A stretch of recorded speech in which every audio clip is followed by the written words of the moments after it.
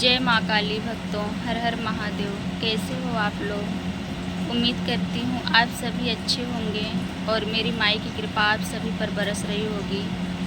आज हमारे सामने मेरे बाबा जी बैठे हैं, श्री बालाजी महाराज। भक्तों, जैसा कि आप लोग को पता है कि इस समय पितृपक्ष का समय चल रहा है, हमारे पितरों का दिन चल रहा है।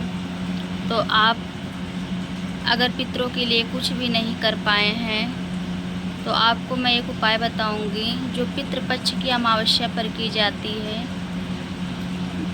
कि हम अपने पितरों को उस दिन कैसे खुश करें। पितृपक्ष की अमावस्या तिथि को पितरों का हवन कैसे किया जाता है।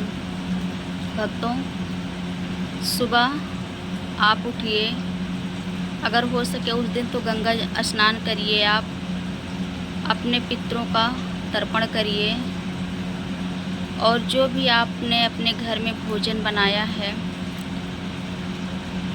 पितरों का सबश्रेष्ठ भोजन होता है खीर पूड़ी, और उसमें अगर तरोई की सब्ज़ी बनाएंगे तो तुरई की सब्ज़ी बहुत अच्छा होता है, शुभ माना गया है पितरों के भोजन में।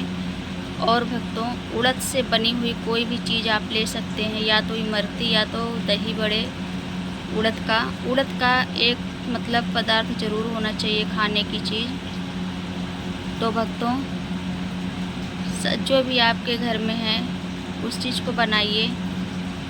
पितरों के लिए खीर पूड़ी सब्जी और उड़द से बनी हुई चीज़, इन सारी चीज़ों को बना के तैयार कर लीजिए। एक थाली तैयार करिए और जहाँ पे आपको पितरों का भोग देना है वहाँ पर गाय के उपले का अंगारी बनाइए और उस अंगारी के पास एक दीपक जलाइए। जहाँ पे आप ये सारी चीज़ें करेंगे उस जगह को स्वच्छ कर लीजिए। गंगा जल से, गाय के गोबर से लीप दीजिए। अगर गाय का गोबर नहीं मिलता है तो आप गंगा जल से शुद्ध करके उस ज़मीन को शुद्ध करके वहाँ पे एक दीपक लगाइए पितरों के निमित्त और अग्नि रखिए। और सबसे पहले गणेश भगवान का आवाहन करिए। फिर उसके बाद पितरों के नाम की पहले धूनी लगाइए। गुड़ और घी का अंगारी पर धूनी दीजिए, क्योंकि बिना धूनी के पितृ भोग स्वीकार नहीं करते हैं। एक लोटा जल रखिए, उसमें काले तिल डालिए और हाथ में कुशा लेकर अपने पितरों का तर्पण कीजिए। अगर आपको अपने पितरों का ज्ञात नहीं है, कुछ भी नहीं पता है, तो आप सरल तरीके से कर सकते हैं। ओम सर्व पितृभ्यो स्वधा, ये 3 बार बोल के आप अपने पितरों का तर्पण करिए। उन्हें गुड़ घी का भोग लगाइए अंगारी पर। और उसके बाद भक्तों, अब आती है हवन की बारी। उस दिन पितरों के निमित्त हवन कैसे करें। तो हवन के लिए आपको आम की लकड़ी ले ली है, थोड़ी सी उसमें तुलसी की लकड़ी ले लीजिए और हवन कुंड तैयार करिए। और आहुति के लिए सामग्री में चावल के दाने लेने हैं आपको। हवन सामग्री नहीं लेना है भक्तों। आहुति देने के लिए आपको चावल लेने हैं, साबुत चावल जो खंडित ना हो, और उसमें सफ़ेद तिल मिलाइए। सफ़ेद तिल, चावल, इन चीज़ों को घी में मिक्स कर लीजिए। और एक बहुत ही सरल मंत्र है, आपको कुछ भी नहीं आता है तो इस मंत्र से पितरों के नाम की आहुति दीजिएगा।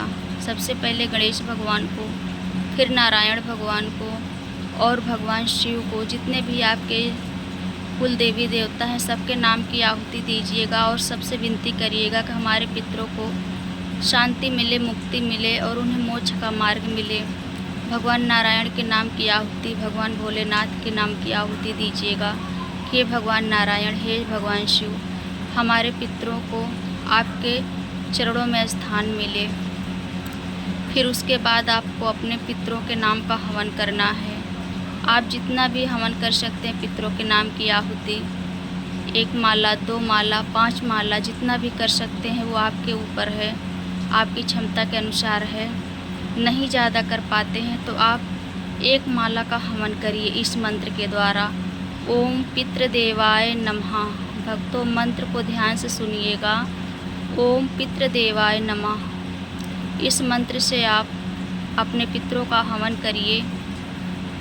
और फिर हवन करने के बाद पूर्ण आहुति में उन्हें खीर की आहुति दीजिए। खीर की आहुति पितरों को बहुत प्रिय है। जो भी आपने भोजन में बनाया है पितरों के निमित्त, खीर, पूड़ी, सब्जी और केला बहुत ज़रूरी है भक्तों। तो पितरों के नाम का ये पूर्ण आहुति में खीर दीजिए। उसके बाद सारी चीज़ों को थोड़ा थोड़ा लेकर उस हवन के अग्नि में डालिए और अपने पितरों से प्रार्थना करिए कि उन्हें मुक्ति का मार्ग मिले, उन्हें शांति प्राप्त हो। अगर हमसे कोई भूल चूक हो गई हो तो हमें क्षमा करें और अपने लोक को प्रस्थान करें।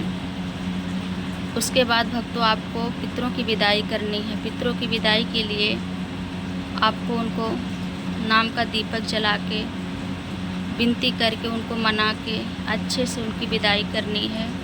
फिर उसके बाद आपको अपने पितरों से क्षमा याचना करनी है, उनसे आशीर्वाद लेना है।